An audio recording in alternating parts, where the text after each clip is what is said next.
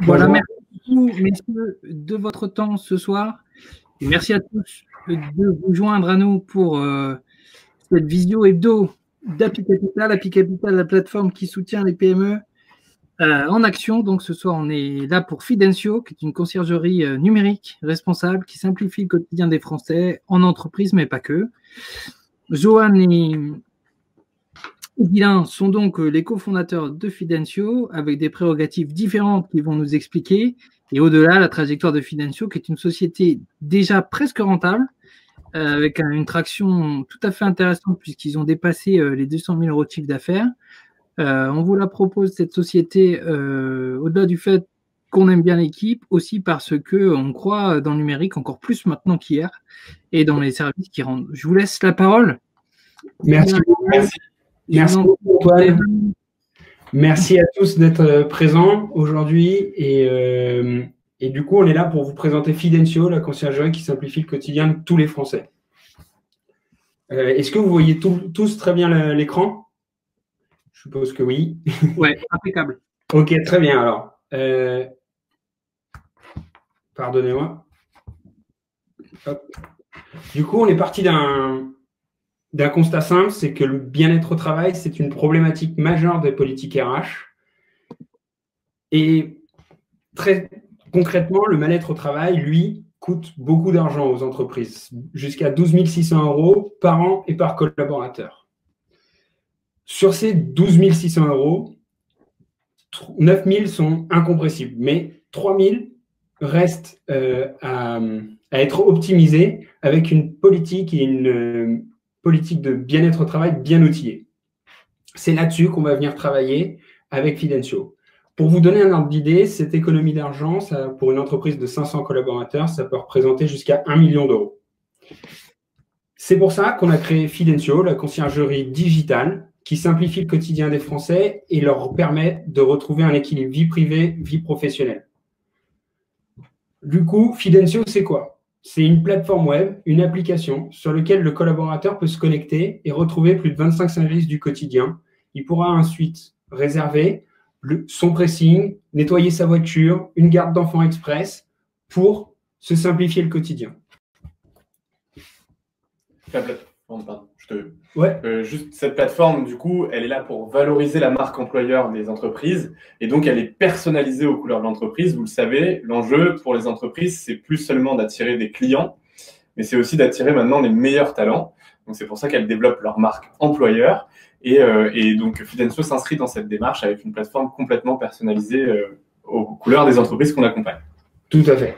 Sur cette plateforme aussi, elle n'est pas que digitale, elle est effectivement, c'est un outil digital, mais elle a aussi un concierge en ligne qui est disponible 5 jours sur 7 et 9 heures par jour, qui permet à tous les collaborateurs d'avoir accès à des tips pour comment utiliser tel ou tel service ou quel produit plutôt qu'un autre.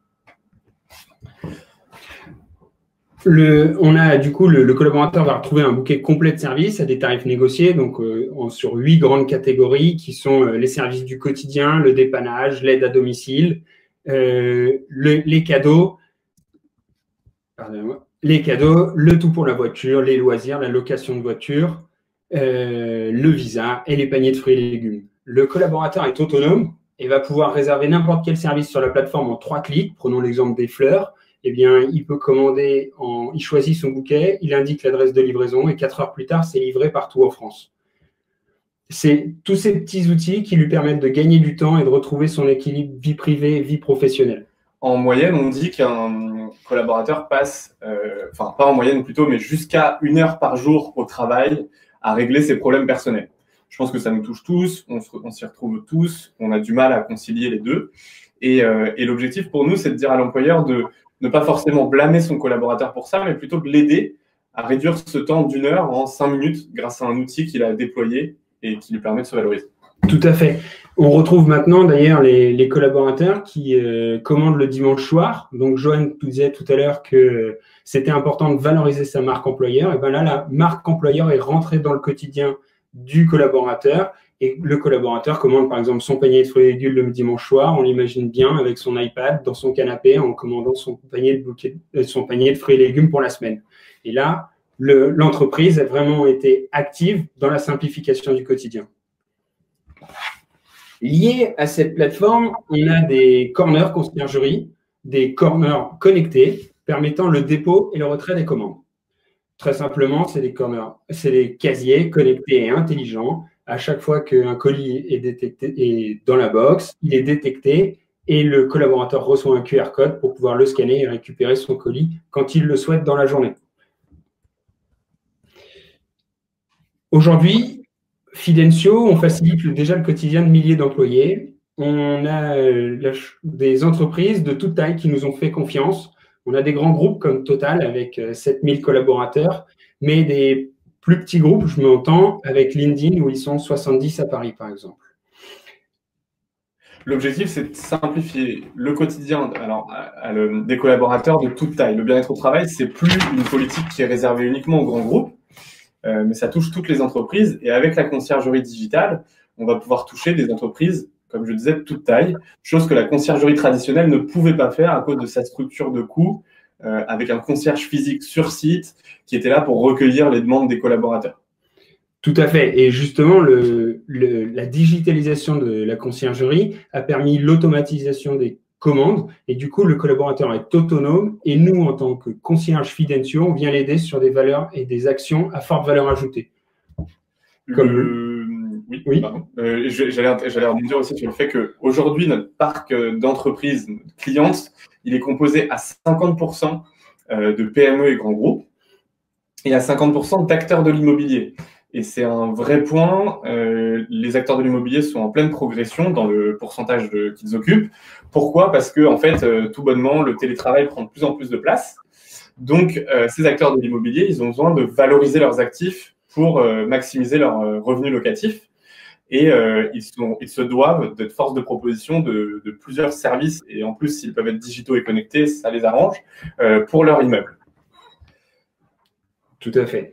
Du coup, on a certains clients qui parlent de nous, des grands groupes comme des marques plus modestes comme Cézanne, où ils sont qu'une centaine à Paris. Et on a un abonnement, du coup, on facture aux entreprises l'accès à la plateforme pour que leurs collaborateurs puissent utiliser la conciergerie. Cet abonnement, il est contractualisé sur 3 ans et nous facturons 12 500 € par an, payable, oui, en moyenne, payable annuellement. Et on dégage une marge brute de 62% concernant chaque abonnement. Aujourd'hui, aucune des entreprises n'a résilié l'abonnement et on en est très fiers.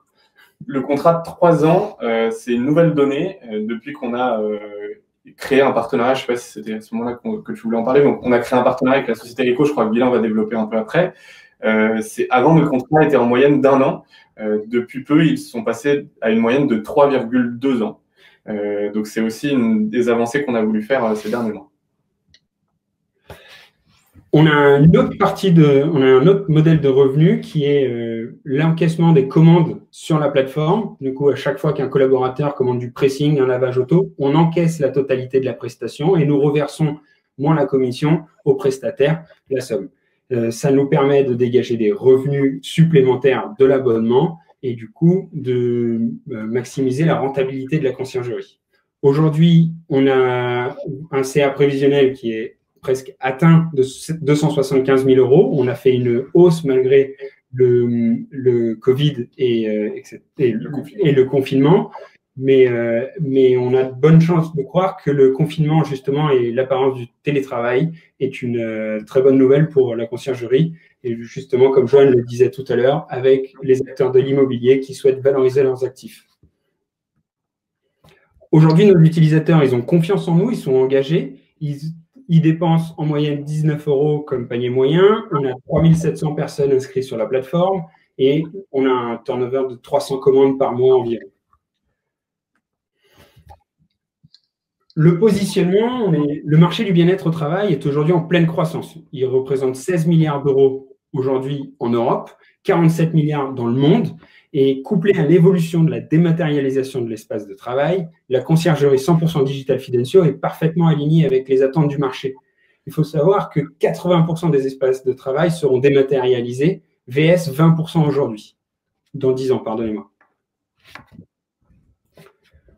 Aujourd'hui, Fidencio s'est positionné comme le leader de la conciergerie, mais digital.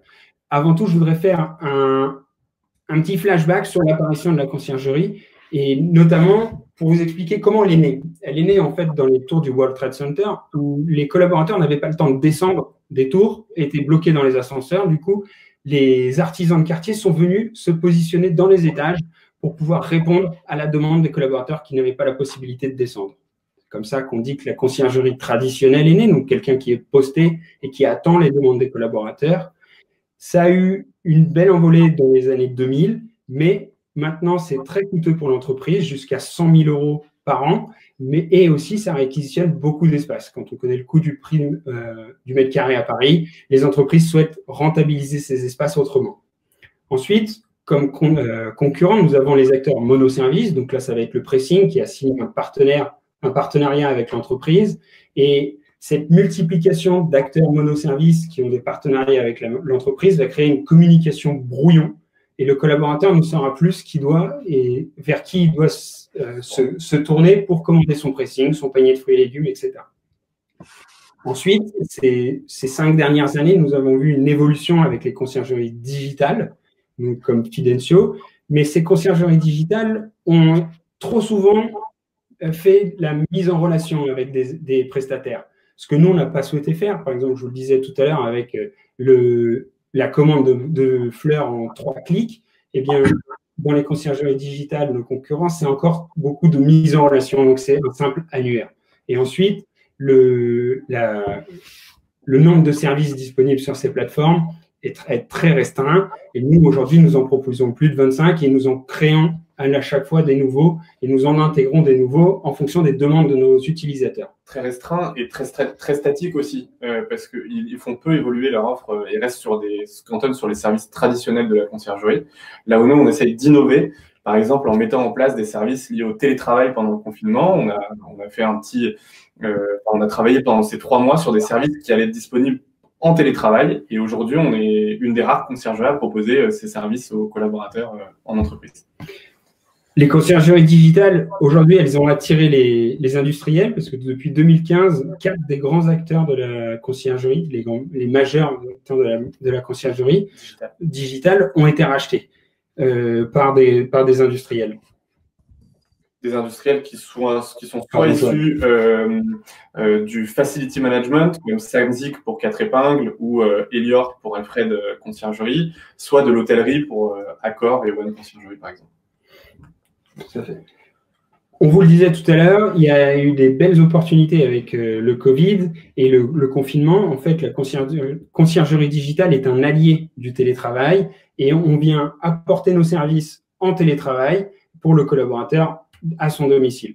Et donc ça, justement, il y a des belles opportunités au niveau de l'immobilier, les acteurs de l'immobilier qui souhaitent valoriser leurs actifs, mais aussi toutes les entreprises qui souhaitent valoriser leur marque employeur quand les collaborateurs ne sont pas retournés au bureau depuis quelques mois. Et donc, du coup, juste avoir une application avec le logo de l'entreprise Total dans le domicile de l'entreprise, ça permet à Total de rentrer et d'être vu par son collaborateur.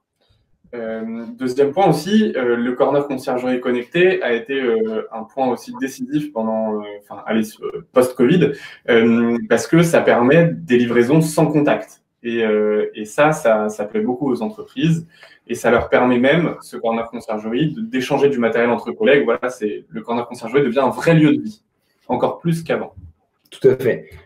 Avec la conciergerie du télétravail, comme je le disais, avec la valorisation de la marque employeur, mais aussi la rationalisation des mètres carrés.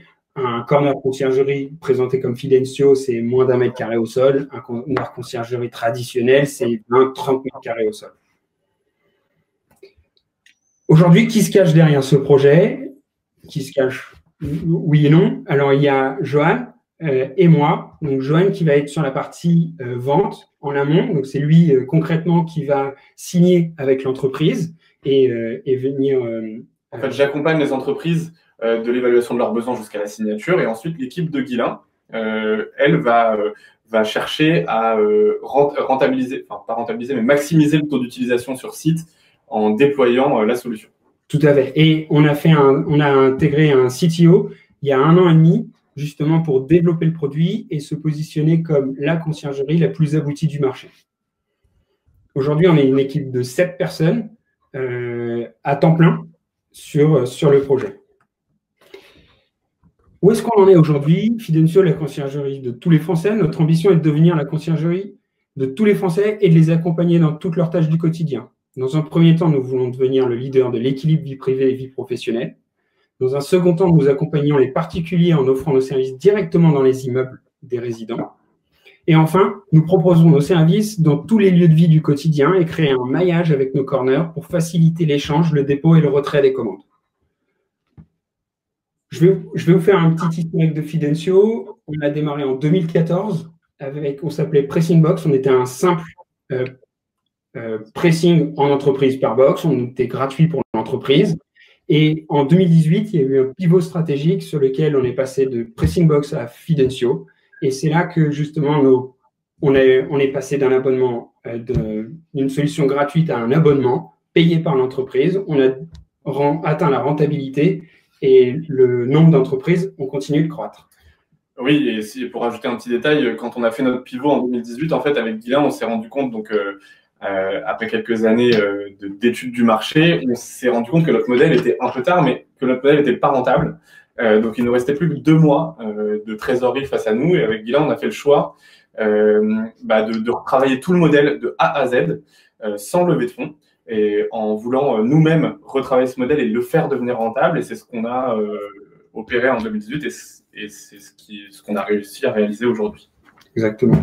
Donc aujourd'hui, en janvier 2020, on a ouvert notre premier emplacement à Orléans, à Fleury-les-Aubrais exactement, ce qui nous a permis de valider que nos process étaient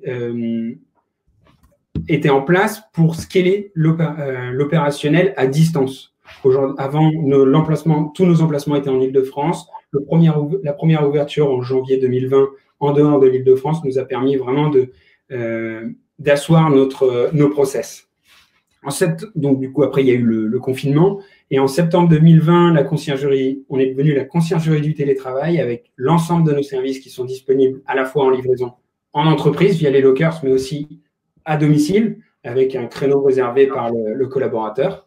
En novembre 2020, on compte valider cette levée de fonds de 400 000 euros, sur lequel on est en train de travailler avec Happy Capital et d'autres acteurs. Et en 2021, on souhaite ouvrir le marché des résidentiels, comme je vous le disais, et des TPE, PME. TPE, plutôt de très petites entreprises et startups qui cherchent de plus en plus aussi, elles aussi, à valoriser leur marque employeur pour attirer les meilleurs talents avec l'âme. En 2022, l'ouverture des marchés hôpitaux et l'internationalisation avec, pardonnez-moi, en allant chercher les pays du Benelux et de l'Angleterre, sur lesquels nous avons des partenaires qui pourront nous ouvrir des portes très rapidement.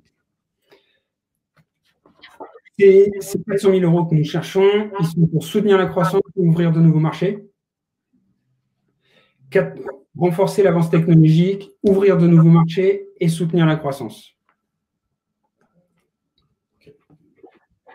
Fidencio en quelques chiffres. Comme je vous le disais, nous recherchons 400 000 euros pour augmenter nos fonds propres et pour doubler le CA en 2021, dépasser en 2023 les 3 millions de CA avec 197 entreprises clientes. Nous allons financer cette partie avec une levée de fonds en equity de 400 000 euros avec la plateforme Happy Capital, mais nous avons aussi un business angel qui va investir 400 000 euros. Donc la levée de fonds est conclue, mais nous laissons la porte ouverte à Happy Capital avec cette campagne de crowdfunding.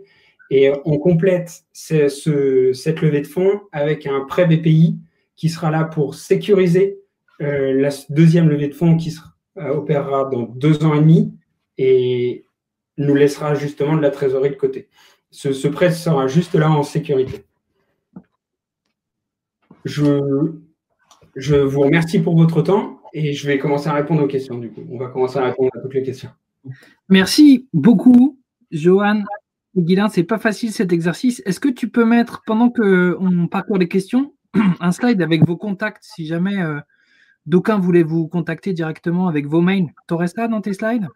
Non, j'avoue que je n'y ai pas pensé. Je vais le mettre ici, directement. Ouais. Alors, hop. sinon, on les met dans les commentaires, hein, ça va aussi. Mais... C'est ce que je fais, c'est ce que je fais. Voilà, c'est vraiment l'intérêt de ces réunions-ci, c'est d'ouvrir la porte entre les particuliers intéressés.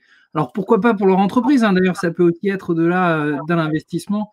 Voilà une façon de commencer à travailler avec d'autres entreprises. En tout cas, bah, c'est tout le mal qu'on vous souhaite. Non, je voulais dire un peu sur les chiffres. Donc, vous l'avez écrit brièvement, 2 300 000 de pré-monnaie. Ça veut dire qu'aujourd'hui, si vous investissez, voilà, vous avez une valorisation de la société qui est 2 300 000 euros. Le ticket minimum, il est de 462 euros. Il correspond à 6 actions à 77 euros. Voilà, donc effectivement, vous avez une velléité d'investissement de 400 000. Bravo pour ça. Vraiment, c'est chouette. Ça confirme qu'on ne s'est pas trompé en se rencontrant. Enfin voilà, hein, il y a à la fois le hasard et puis aussi notre capacité à, j'ai envie de dire, à choisir des projets dont on n'est pas les seuls à être convaincus. Et c'est tout ça une forme de faisceau de preuve sur voilà, peut-être un peu de qualité de sélection chez nous, humblement. Alors on y va, on pose des questions et puis n'hésitez pas à prendre la parole si d'aventure vous le souhaitiez, par exemple dans 10 minutes, une fois qu'on aura balayé 80% des questions. Alors est-ce que vous auriez, messieurs, dans votre expérience, donc Fidencio, hein, c'est une entreprise qui commence à avoir un certain track record, des exemples de marques employeurs que vous auriez aidé à s'améliorer, qu'aurait une image un peu, on va dire, moyenne et que vous auriez, grâce à vos services, redoré? Toutes. Après, on a l'exemple de Morgan Stanley, par exemple, chez qui avait une conciergerie traditionnelle à la base, qui était utilisée que par le top management. Donc, c'est Morgan Stanley, une banque d'affaires. Et en fait, qui avait une réputation de banque d'affaires pas très accessible et pas très ouverte Enfin, en gros, tout le monde n'était pas inclus dans tous les projets de l'entreprise. Et avec la conciergerie digitale, aujourd'hui, ce qui est génial, c'est qu'on a pu toucher et le top management et jusqu'aux personnes qui sont à l'accueil, jusqu'aux hôtesses d'accueil, en fait, qui utilisent le service régulièrement. Et ça, pour Morgan Stanley, c'était une super victoire. Alors, proposer des services qui touchent tout le monde à des tarifs négociés, donc tout le monde en trouvait le besoin. D'accord, peut-être c'est vrai que dans les banques d'affaires anglo-saxonnes, il y a une forme de hiérarchie assez marquée et que là, Fidencio a pu créer des liens qui n'existaient pas. Tout à fait. Alors, comment est-ce que vous avez déterminé les services auxquels vous répondez? Pourquoi les fleurs? Pourquoi la voiture? Pourquoi le pricing d'abord? C'était par ordre d'utilité ou est-ce que c'était au fil des demandes? Alors, on est parti des services, on a intégré tous les services principaux de la conciergerie qui sont le pressing, la livraison de fleurs et le lavage auto ou les aides à domicile. Par la suite, après, on fait régulièrement des questionnaires. Donc, tous les 6 mois, il y a un questionnaire qui est envoyé à l'ensemble de nos utilisateurs pour savoir quel service ils souhaiteraient mettre en place. Et c'est comme ça qu'est né, par exemple, l'aide au déménagement, qu'est née la livraison de colis, pareil. Qu'on a fait des assistances pour le vélo, parce que c'était là tout récemment, maintenant on peut faire réparer son vélo, et c'est justement tous ces services-là sont nés des besoins et des demandes des utilisateurs. Ok. Bon, en fait, vous écoutez vos clients, quoi, ce qui est plutôt rassurant pour un investisseur. Très bien.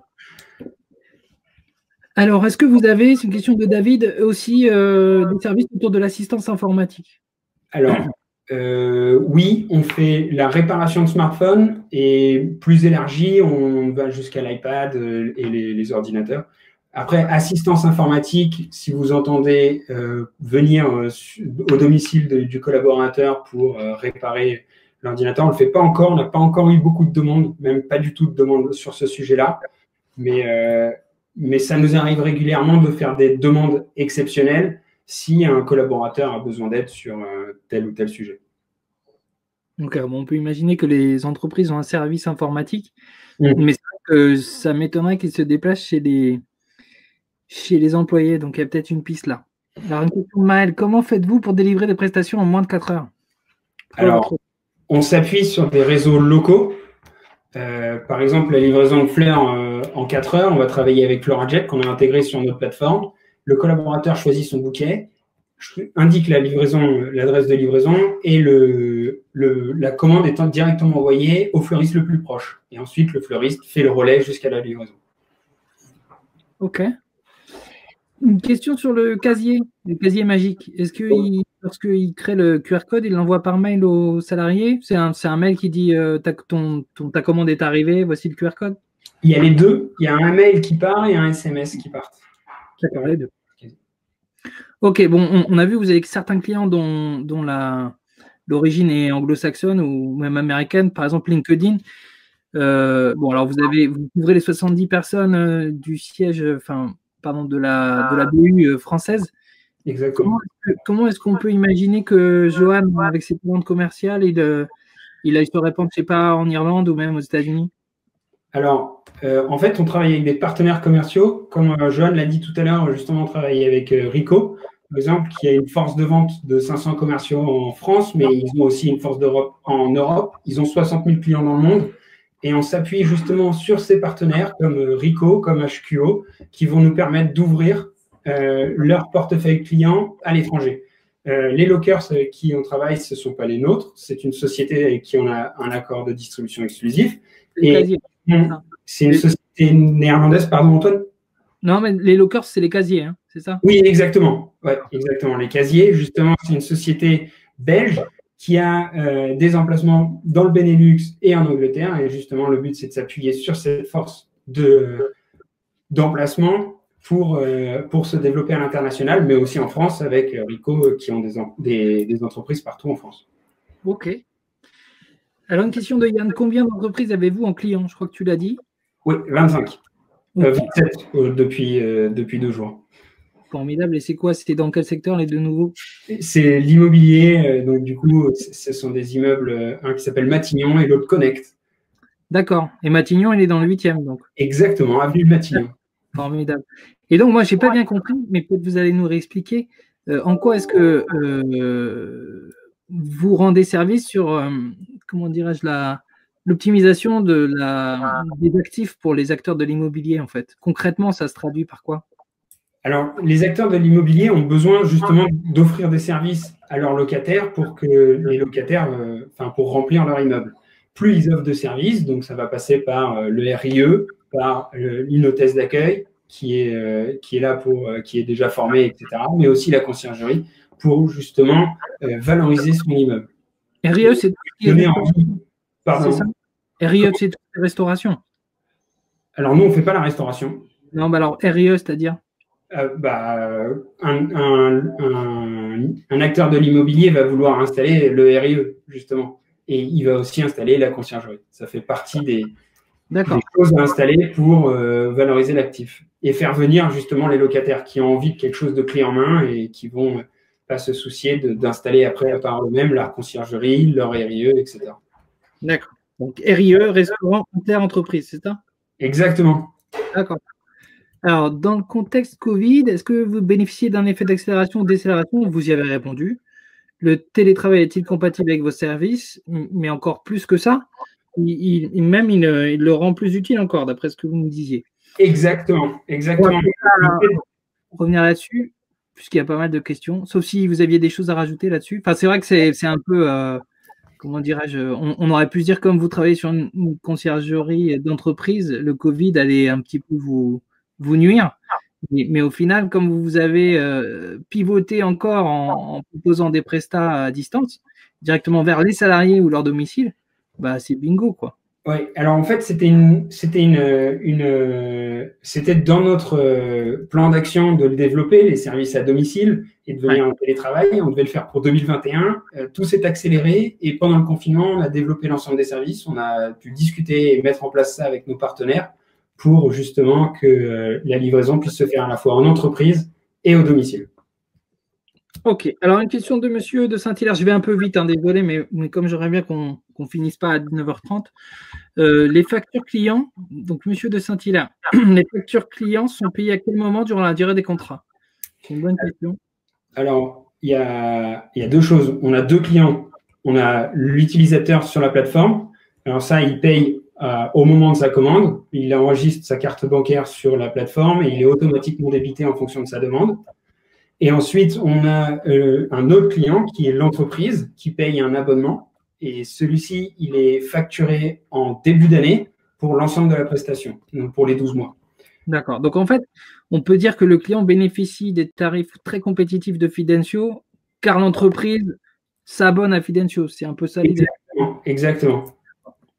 Vous êtes un grossiste en service pour entreprise. Enfin, je ne veux pas réduire, hein, mais c'est chouette. Alors, pourquoi le nom Fidencio? Bonne question de Julie. Alors, pourquoi le nom Fidencio? On a changé en 2018. On est passé de Pressing Box à Fidencio. Pressing Box, très réducteur. On parlait que du pressing. Et c'est pour ça qu'on est devenu Fidencio. Fidencio, c'est la contraction de feed pour fidélisation des collaborateurs, EN pour enhance, pour améliorer le bien-être des collaborateurs, et le suffixe IO qui est là pour rappeler la techno, et c'est souvent utilisé dans les entreprises tech. Ok, bon, c'est chouette. Qu'est-ce qui a motivé votre partenariat avec Rico? On a compris, hein, c'est le levier commercial. Si vous avez 500 commerciaux entre guillemets gratuitement qui travaillent pour vous, c'est un sacré effet de levier. Et évidemment, que Rico prend sa petite commission au passage. Exactement. Alors, il est à plusieurs niveaux, le partenariat commercial avec Rico. Il est d'un point de vue donc développement de la solution. Donc, leurs 500 commerciaux vendent la solution Fidencio. Nous, on leur émet un prix et eux margent par la suite. Donc, on ne diminue pas nos tarifs pour eux. Par la suite, c'est aussi eux qui développent, qui vont installer les lockers partout en France et partout en Europe par la suite. Donc, ça nous permet d'avoir 150 techniciens qui vont pouvoir intervenir partout en France sur les lockers. Et du coup, c'est un vrai gain de temps et ça permet de développer la même prestation et qualité de service à Paris qu'en province. Donc, vous avez quelque part, je ne veux pas être réducteur là non plus, mais transformer un fournisseur en prescripteur. Exactement. Et on peut rappeler Rico, quelle est la raison d'être de l'entreprise, rapidement, ce qu'elle fait? Alors, Rico, normalement, c'est du MFP, donc c'est de l'imprimante. Ils ont vu que ça commençait à diminuer, mais du coup, ils ont créé une business unit qui s'appelle Service Advantage, qui développe des services pour les entreprises nouveaux. Et donc, c'est eux, par exemple, qui installent les lockers de Amazon partout en France, mais c'est eux qui développent la solution Fidencio.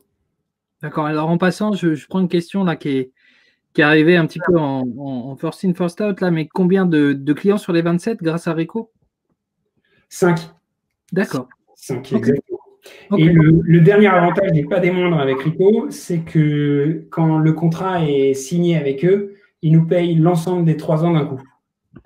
Ah ben, ça répond là encore à la question de Monsieur de Saint-Hilaire. Ok, c'est chouette. Pour les entreprises, le corner, ça coûte combien? Alors, le corner, il est payé et c'est 700 € par mois à peu près. D'accord, donc c'est du leasing. Exactement. D'accord. Sur quelle zone géographique, une question de Marie, sur quelle zone géographique proposez-vous vos services? Toute la France. D'accord. Et pas encore à l'étranger? Pas encore à l'étranger. Il y a un client qui nous propose de s'installer dans ces 12 immeubles aux Pays-Bas. On est en train de réfléchir à l'étude de faisabilité. D'accord. Mais c'est souvent ça, hein, les premiers buts marqués à l'export, c'est souvent des clients qui vous emmènent. Hein. Ouais. C'est la bonne voie. Et au-delà de ça, donc on a vu, hein, une partie de la levée de fonds, c'est aussi pour s'ouvrir des horizons. Vous l'avez signalé. Alors, le pressing, est-ce que ça reste votre best-seller en contribution de chiffre d'affaires? Oui, mais il est en train d'être devancé par d'autres services comme la réparation de vélos. C'est assez impressionnant. Ouais. La livraison de courses à domicile. Ah ouais. Et la garde d'enfants. Ah ouais, la garde d'enfants aussi, d'accord. La garde d'enfants. Ok. Alors, il y a David qui dit que c'est le futur Netflix de la conciergerie Fidencio. C'est sympa comme commentaire. C'est très gentil. Voilà. Moi, je disais après la voiture de fonction, le service de fonction. Ok. Alors, Marie, comment faites-vous pour proposer vos 25 services à Orléans? J'imagine c'est par exemple à Orléans. Alors, En fait, on s'appuie sur des partenaires qui sont soit avec une présence nationale, comme par exemple Florajet, qui va nous permettre d'avoir un relais sur tous les fleuristes de France. Ensuite, il y a des services locaux, comme les paniers de fruits et légumes, comme le pressing. Là, on va se déplacer sur place. On va d'abord sourcer les partenaires, étudier leur qualité, leur faisabilité, et ensuite, on vient sur place pour les former pour qu'ils puissent prendre le relais sur les commandes. Ça, c'est ton job à toi, Guilain? C'est le job de notre équipe, exactement. D'accord. Mais toi, tu es sur ces prérogatives de mise en place, quel que soit le lieu, là où Johan est sur des prérogatives plus commerciales d'identifier Orléans, si on prend l'exemple de Marie là. Exactement. Exactement. Johan, Okay. lui, il va vendre le contrat quoi qu'il arrive, et moi, je fais en sorte de le mettre en œuvre. De le mettre en œuvre. Ok. Bon, une question indiscrète peut-être. Est-ce qu'on peut connaître le nom du business angel ou pas? Non, pas encore. Ok. Bon, bah, dès qu'on saura et qu'on pourra, on vous dira, David. Je le mettrai sur la campagne dès que c'est. Allez, ça marche. On vous souhaite, voilà, on vous souhaite que ça se fasse en bonne et due forme. Alors, quelle est la situation financière actuelle de Fidencio? C'est Maël qui pose la question. Et quelles sont vos projections à moyen terme? On peut rappeler les 2-3 key figures de l'année. Donc, vous visiez 275 000 de chiffre d'affaires, ça reste jouable? Ça sera le cas, ouais, exactement. Super. Et donc, ça nous amène à combien en résultat à peu près quelque chose autour de 0 ou... À l'équilibre. À l'équilibre. Bon, pour une année de Covid sur du service aux entreprises, c'est joli quand même. Merci.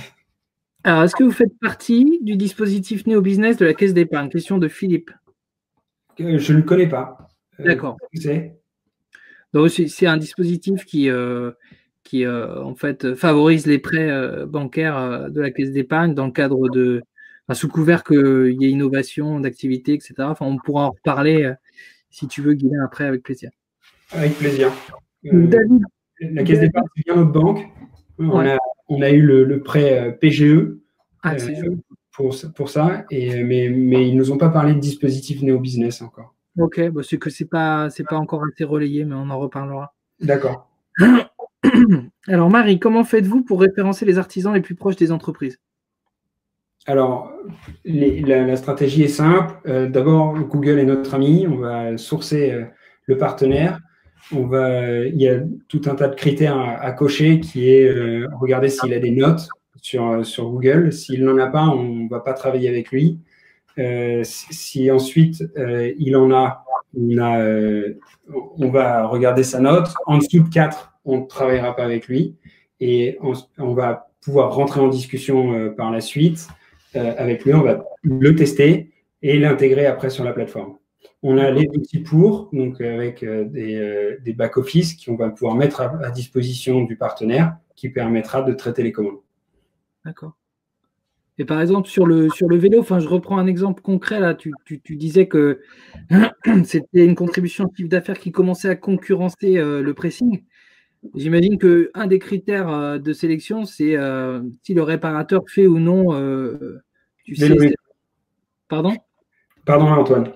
J'imagine qu'un des critères, c'est par exemple si le réparateur fait les 50 € de l'État, là.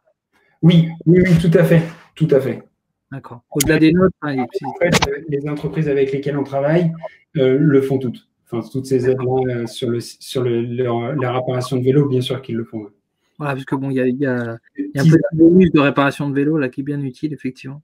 Exactement. Alors après, c'est vrai, Maël, bonne question. On n'a pas assez insisté sur cet aspect. Il y a une forme de concentration sur les conciergeries numériques qui s'est opérée en 2015, 16, 17, 18. Est-ce qu'on peut revenir là-dessus rapidement? Et puis, est-ce qu'on peut se demander ensemble si ça peut être là un destin possible de Fidencio? Pourquoi? Parce que les investisseurs qui investiraient aujourd'hui, peut-être qu'ils pourraient sortir assez rapidement si ça continue à être concentré. C'est un peu ça la question en filigrane.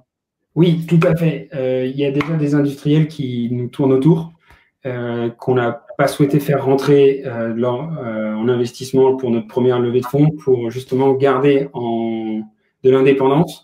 Ça a été le conseil de nos différents mentors et on en a bien raison. Ils ont bien raison. Mais certains acteurs, justement, se positionnent et nous aussi, d'ailleurs, pour un rachat à 5 ans.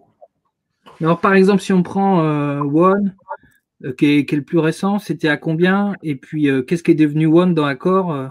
Est-ce qu'elle a complètement disparu? Elle s'est étiolée ou finalement ça reste un concurrent?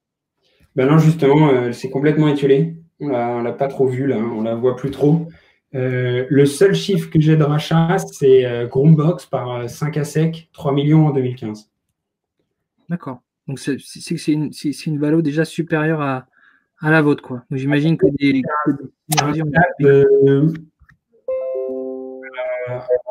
un tout petit peu supérieur. D'accord. Ok, alors ça, on y a répondu. Quelle exit stratégie envisagez-vous? Question de Monsieur de Saint-Hilaire.